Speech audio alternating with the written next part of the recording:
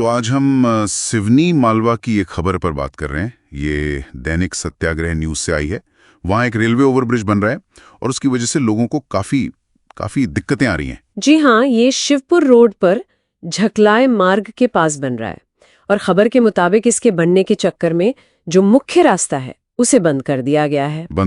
और यहीं से असल परेशानी शुरू हो रही है ना? बिल्कुल, क्योंकि जो ठेकेदार हैं उन्होंने अभी तक कोई, आप कह सकते हैं, पक्का वैकल्पिक रास्ता जिसे अप्रोच रोड कहते हैं वो बनाया ही नहीं है।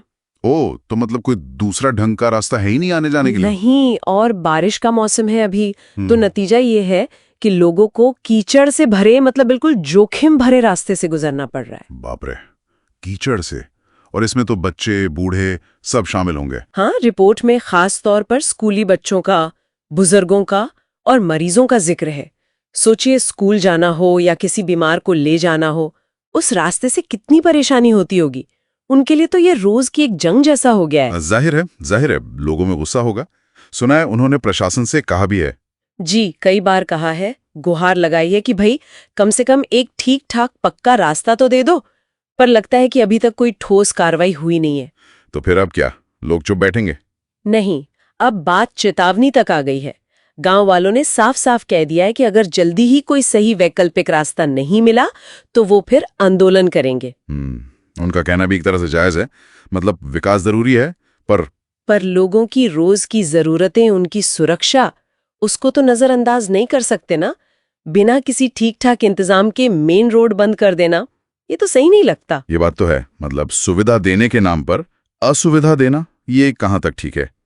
खैर, प्रशासन क्या कह रहा है इस पर, कुछ पता चला? हाँ, अच्छी बात यह है कि जो एसडीएम हैं सरोज सिंह परिहार जी, उन्होंने इस मामले का संज्ञान लिया है। उन्हें पता है कि ये दिक्कत है। अच्छा, संज्ञान लिया है। लेकिन सिर्फ संज्ञान लेने से तो काम नहीं चलेगा ना।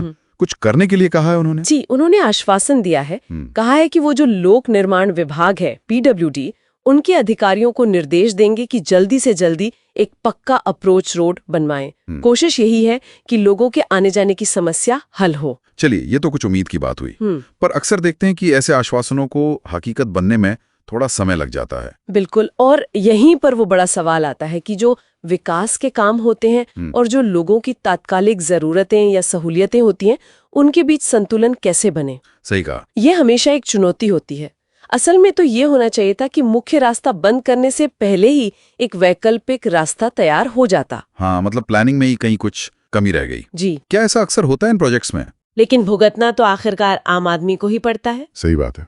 अगर शिकायतों पर समय रहते ध्यान दिया जाए, जैसे यहाँ अब एसडीएम ने हस्तक्षेप किया है, शायद देर से ही सही पर जरूरी था, तो शायद स्थिति इतनी न बिगड़े। तो अगर हम संक्षेप में देखें, सिवनी मालवा में ओवरब्रिज का काम चल तो रहा है, जो शायद भविष्य के लिए अच्छा हो, लेकिन फिलहाल एक पक्के वैकल्पिक रास्ते की कमी ने लोगों का जीना मुश्किल कर दिया, खासकर बच्चों और बुजुर्गों का। कीचड़ और जोखिम। जी हाँ, और अब सबकी नजरें इसी पर टिकी हैं कि प्रशासन का ये जो आश्वासन है, ये कितनी जल्दी जमीन पर उतरता है और लोगों को इस परेशानी से निजात मिलती है। बिल्कुल। और ये पूरा मामला हमें ये सोचने पर भी मजबूर करता है कि जब हम विकास की बड़ी बड़ी परियोजनाएं लाते हैं तो उनके जो लंबे समय के फायदे हैं और जो उनके बनने के दौरान लोगों को तात्कालिक दिक्कतें होती हैं, उनके बीच एक सही तालमेल कैसे बैठाया जाए, है ना? विकास ऐसा हो जो वर्तमान को भी नजरअंदाज ना करे। ये सोचने वाली बात है।